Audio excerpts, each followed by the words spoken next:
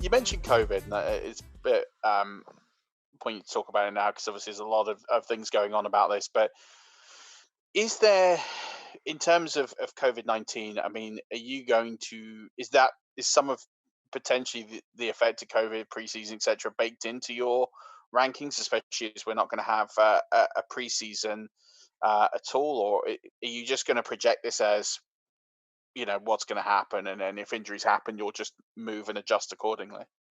Because all players are going to be at the same risk, basically. Like, I haven't changed it that much. Mm. I think there's a strong chance that we're going to see a lot of players miss time, and that overall the projection should be lower. And you should be taking into account that players might only play 13 instead of 16 games or something like that. But I don't think we can really change too much right now. The one area where I have kind of factored it in is with rookies. And you could say with players who free agents who change teams as well, but at least those guys are veterans. We see them maybe not do as well in a lot of positions with their new teams or have a little bit of a learning curve with that new team, but at least they're veterans. They've been through this before.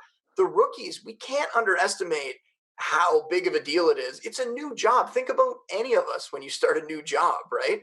There's that period where you're kind of getting acclimated and figuring out how things work, getting to know everybody there, your bosses, your new coworkers, how things operate in that new business. They have to go through all of that now just in the preseason. They didn't get rookie camps, they didn't get OTAs, and now they're just thrown into it. I'm sure they got a little bit from the virtual stuff that they did, but it's not the same. It's not the Mm. same as being on the field. And you saw even in some situations, for the Bills, for example, when they all got together, I'm not sure how many of their rookies actually were there. And it's probably because they don't really have close relationships yet with a lot of those guys, right? So I don't think, for example, like Zach Moss wasn't with the team yet in those, player only practices, whereas Devin Singletary was. So Mm. how much do you factor that in? I think it is going to have somewhat of a factor.